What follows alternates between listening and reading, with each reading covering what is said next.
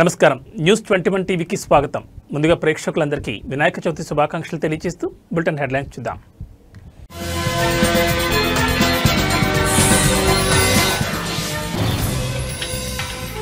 దేశవ్యాప్తంగా వినాయక చవితి పండుగ శోభ అంగరంగ వైభవంగా స్వాగతం పలికేందుకు ప్రజల ఉత్సాహం.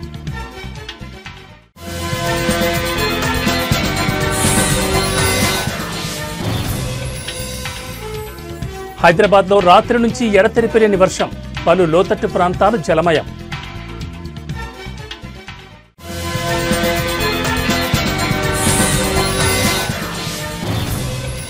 మూడు రోజుల పర్యటన నిమిత్తం భారత్కు వచ్చిన ఫిజీ ప్రధాని, ఎవరూ మీతో సంతోషంగా లేరని వ్యాఖ్యానించిన ప్రధాని.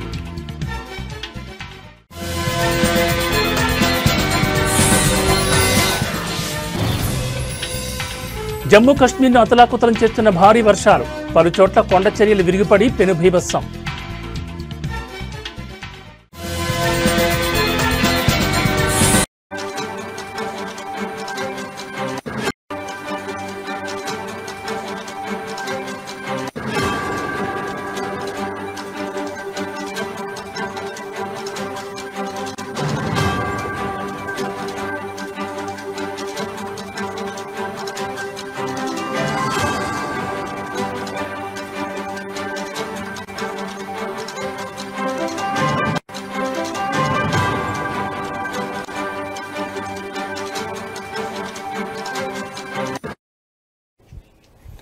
బులెటిన్లో బ్రేకింగ్ న్యూస్ చూస్తున్నాం. దేశవ్యాప్తంగా వినాయక చవితి పండుగ శోభ అంగరంగ వైభవంగా కొనసాగుతోంది. వినాయకులకు స్వాగతం పలికేందుకు ప్రజలు ఉత్సాహం చూపుతున్నారు. తెలుగు రాష్ట్రాల్లో ఈ పండుగకు విశేష ప్రాధాన్యత ఉంది. నెల రోజుల ముందు నుంచే ఉత్సవాలకు ఏర్పాట్లు జరుగుతున్నాయి. ఇప్పటికే వీధి వీధిన గణేశుడి విగ్రహాలు దర్శనమిస్తున్నాయి. రకరకాల రూపాల్లో వినాయక విగ్రహాలు ఆకర్షిస్తున్నాయి. పర్యావరణ పరిరక్షణ కోసం మట్టి విగ్రహాలను ఏర్పాటు చేయాలని చెప్పి చాలామంది ప్రజలు కోరుతున్నారు. వినాయక చవితి పండుగకు దేశం మొత్తం సిద్ధమైంది. అంగరంగ వైభవంగా స్వాగతం పలికేందుకు ప్రజలు ఉత్సాహంగా ఉన్నారు. ముఖ్యంగా తెలుగు రాష్ట్రాల్లో ఈ పండుగకు విశేష ప్రాధాన్యత ఉంది. నెల రోజుల ముందు నుంచే ఉత్సవాలకు ఏర్పాట్లు మొదలవుతాయి. ఇప్పటికే వీధి వీధిన గణేశుడి విగ్రహాలు దర్శనమిస్తున్నాయి. వాటిని చూడడానికి ప్రజలు ఆసక్తిగా ఎదురుచూస్తున్నారు. రకరకాల రూపాల్లో ఉన్న విగ్రహాలు భక్తులను ఆకర్షిస్తున్నాయి. పర్యావరణ పరిరక్షణ కోసం మట్టి విగ్రహాల ఏర్పాటుపై ప్రజలు దృష్టి సారించారు. గణేశుడి ఆశీస్సులతో అందరి జీవితాల్లో సంతోషం, శ్రేయస్సు నిలవాలని కోరుకుంటున్నారు.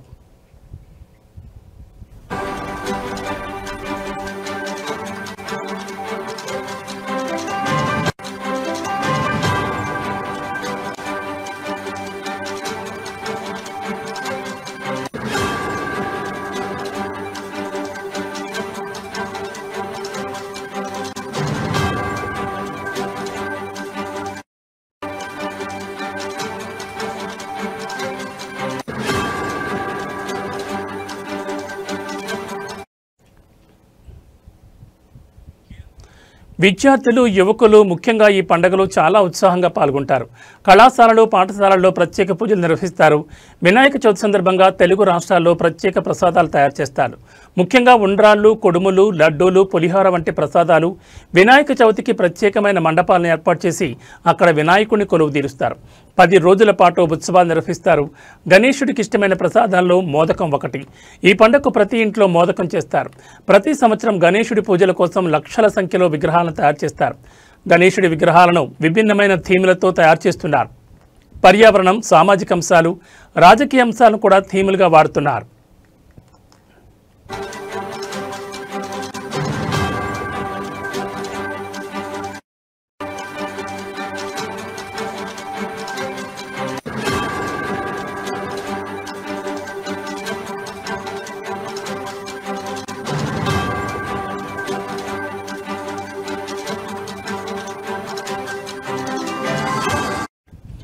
ఈ ఏడాది వినాయక చవితికి పర్యావరణ పరిరక్షణకు ప్రాముఖ్యత పెరిగింది. ప్రజలు మట్టి విగ్రహాలను, సహజ రంగులను ఉపయోగించి తయారు చేసిన విగ్రహాలను కొనుగోలు చేస్తున్నారు. అనేక గ్రామాల్లో పండుగను ఘనంగా నిర్వహించడానికి యువకులు, పెద్దలు కలిసి కమిటీలుగా ఏర్పడ్డారు. గణేశుడిని పూజించడం వల్ల ఆటంకాలు తొలగిపోతాయని, విజయం వస్తుందని భక్తుల నమ్మకం.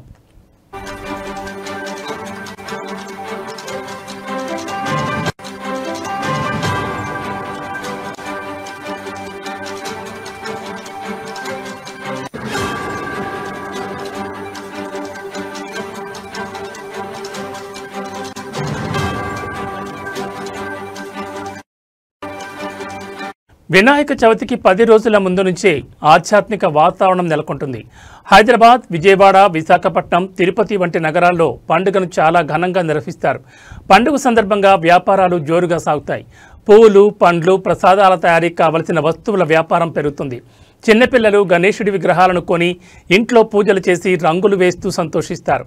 గణేశుడిని వినాయకుడు, గణపతి, గణేశుడు, గజనానుడు అని రకరకాల పేర్లతో పిలుస్తారు.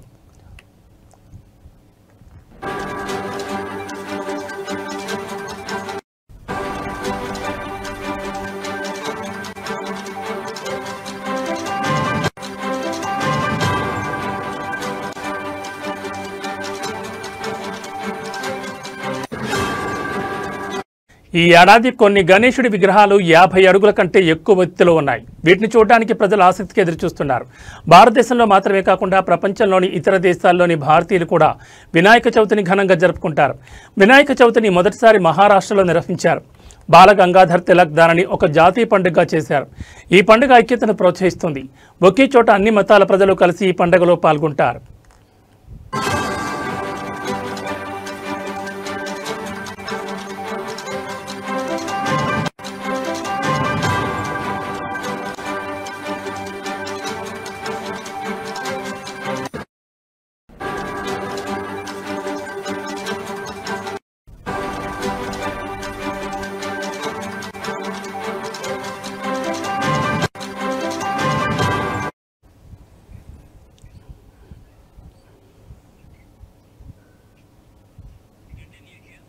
ఈ ఏడాది వర్షాలు సరిగా కురవకపోవడం వల్ల రైతులు కొన్ని చోట్ల వినాయకుడిని పూజించి మంచి వర్షాలు కురవాలని కోరుకున్నారు. వినాయకుడి పూజలో పత్రి, పూలు, పండ్లు తప్పనిసరి. 21 రకాల పత్రితో పూజలు చేస్తారు. ఈ పండుగ వల్ల అన్ని రకాల వ్యాపారాలు, ముఖ్యంగా కుమ్మరులకు, హస్త కళాకారులకు మంచి ఆదాయం వస్తుంది. వినాయక చవితి అనేది కేవలం ఒక పండుగ కాదు, అది ఒక సంస్కృతి. ఈ ఏడాది పండుగ సందర్భంగా ప్రభుత్వాలు కూడా కొన్ని ప్రత్యేక ఏర్పాట్లు చేశాయి.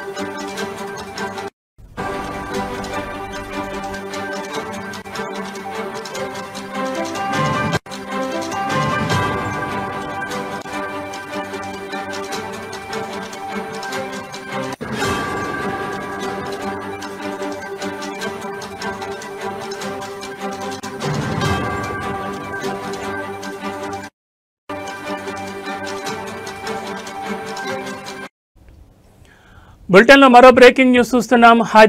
ఖైరతాబాద్ గణేశుడి ఉత్సవాలు ఘనంగా ప్రారంభమయ్యాయి. తెలంగాణ గవర్నర్ జిష్ణుదేవ్ వర్మ తొలి పూజ చేశారు. ఈ కార్యక్రమంలో మంత్రి పొన్నం ప్రభాకర్, ఎమ్మెల్యే దానం నాగేందర్, కాంగ్రెస్ నేతలు పాల్గొన్నారు. వర్షం కురుస్తున్న ఖైరతాబాద్ బడా గణేష్ను దర్శించుకునేందుకు భక్తులు పెద్ద ఎత్తున తరలివస్తున్నారు.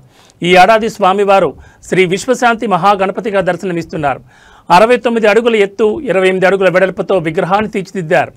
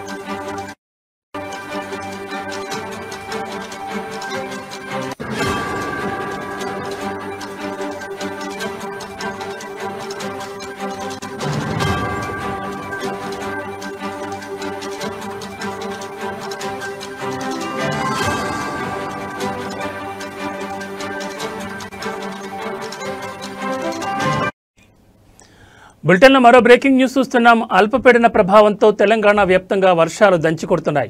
ఎడతెరిపి లేకుండా కురుస్తున్న వర్షాలకు రాష్ట్రం తడిసి ముద్దైంది. ఈ వర్షాల కారణంగా వాగులు వంకలు పొంగి పొరుతుండటంతో పలు లోతట్టు ప్రాంతాలు జలమయమయ్యాయి. దీంతో జనజీవనానికి తీవ్ర అంతరాయం కలుగుతోంది. ముఖ్యంగా వినాయక చవితి వేడుకలకు ఈ వర్షాలు ఆటంకంగా మారాయి.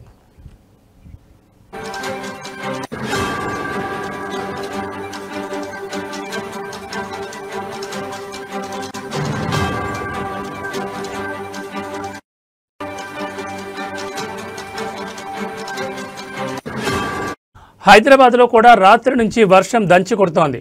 ఈ నేపథ్యంలో హైదరాబాద్ వాతావరణ శాఖ రాష్ట్రంలోని పలు జిల్లాలకు తీవ్ర హెచ్చరికలు జారీ చేసింది. ఈరోజు రాష్ట్రంలోని 16 జిల్లాల్లో భారీ నుంచి అతి భారీ వర్షాలు కురిసే అవకాశం ఉందని ప్రజలు అప్రమత్తంగా ఉండాలని వాతావరణ శాఖ సూచిస్తోంది.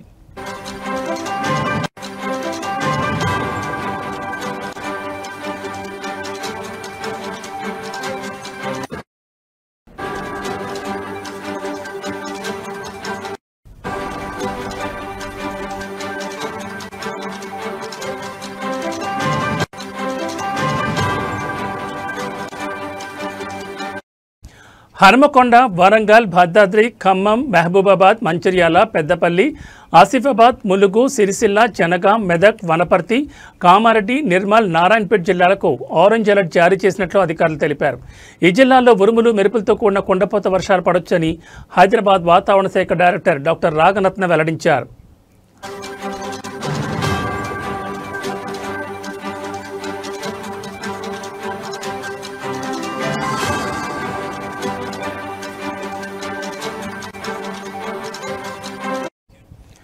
హైదరాబాద్ నగరానికి కూడా ఆరెంజ్ అలర్ట్ ప్రకటించారు. రాత్రి నుంచి నగరంలో నిరంతరాయంగా వర్షం పడుతుండటంతో పలు ప్రాంతాలు ఇప్పటికే నీట మునిగాయి. ప్రజలు అత్యవసరమైతే తప్ప ఇళ్ల నుంచి బయటకు రావద్దని వాతావరణ శాఖ అధికారులు సూచించారు. రేపు ఎల్లుండి కూడా రాష్ట్రంలో తేలికపాటి నుంచి ఓ మోస్తరు వర్షాలు కొనసాగే అవకాశం ఉందన్నారు.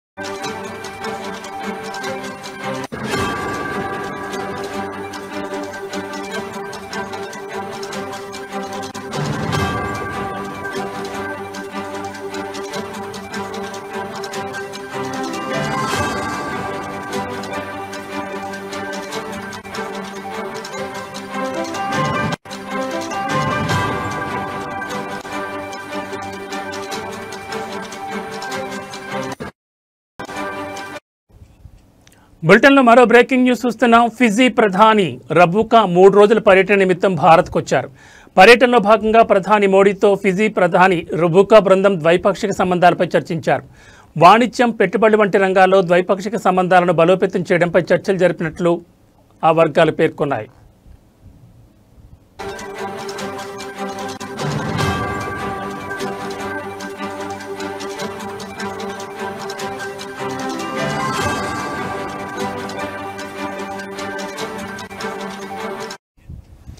Indian council of world affairs నిర్వహించిన సప్రూ హౌస్లో ఓషన్ ఆఫ్ పీస్ అనే అంశంపై ఉపన్యాసం ఇచ్చిన తర్వాత జరిగిన సంభాషణలో రబుకా మోడీతో మాట్లాడుతూ ఎవరో మీతో సంతోషంగా లేరని, మీరు ఆ అసౌకర్యాలను తట్టుకునేంత పెద్దవారని వ్యాఖ్యానించారు. భారత్పై ట్రంప్ 50% సుంకం విధించడంతో రెండు దేశాల మధ్య ఉద్రిక్త వాతావరణం నెలకొంది. ఈ నేపథ్యంలో ప్రధాని మోడీతో ఫిజీ ప్రధాని రబుకా ఈ విధంగా సంభాషించారు.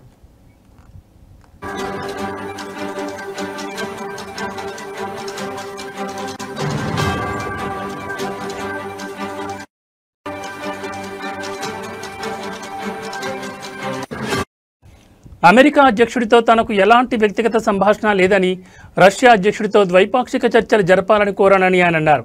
ప్రధాని మోడీ మా భావనను అర్థం చేసుకున్నారని రబుకా పేర్కొన్నారు.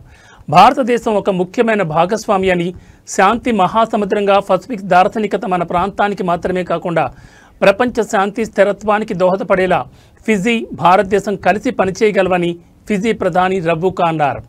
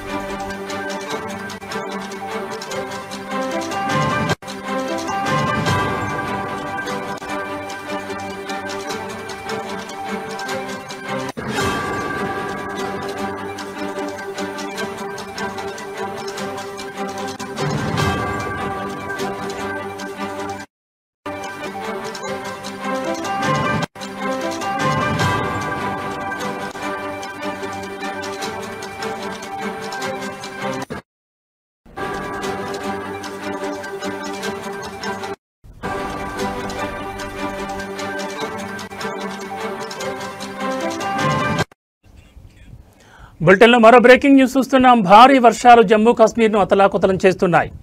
పలు చోట్ల కొండ చర్యలు విరిగిపడి పెనుబీభత్సం సృష్టించాయి.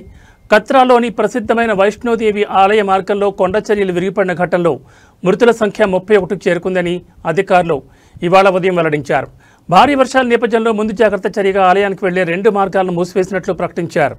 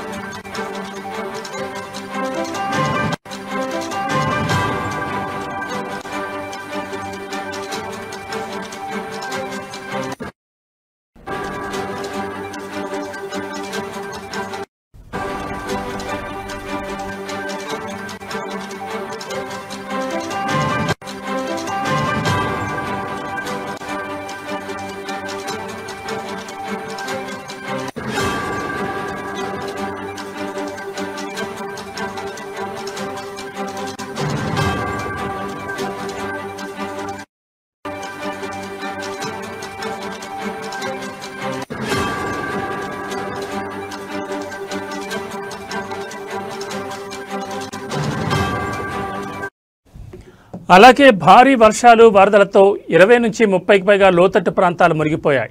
బ్రిడ్జిలు, మొబైల్ టవర్లు, విద్యుత్ స్తంభాలు కూలిపోవడంతో పెద్ద ఎత్తున నష్టం జరిగింది.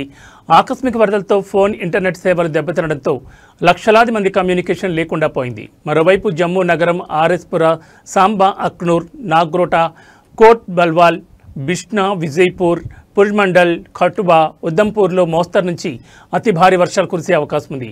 రియాసీ, రాంబన్, థోడా, బెళ్లవార్, కత్రా, రామ్నగర్, హీరానగర్, గూల్, బనిహాల్లో తక్కువ మోతాదులో వర్షం కురుస్తోంది.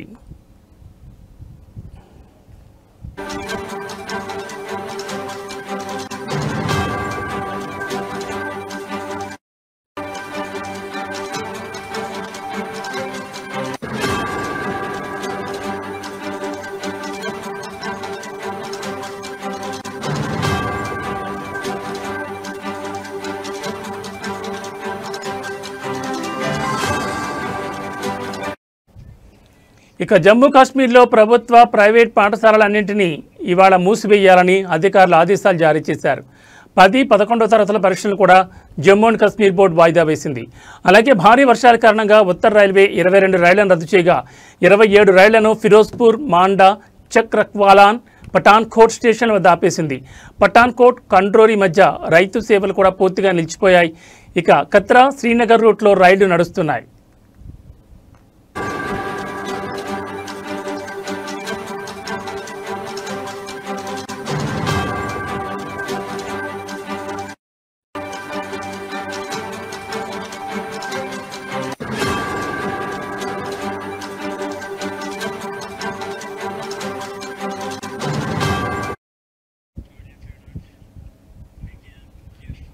ఇవి బులెటిన్ విశేషాలు. మరో బులెటిన్లో మళ్ళీ కలుద్దాం. నమస్కారం.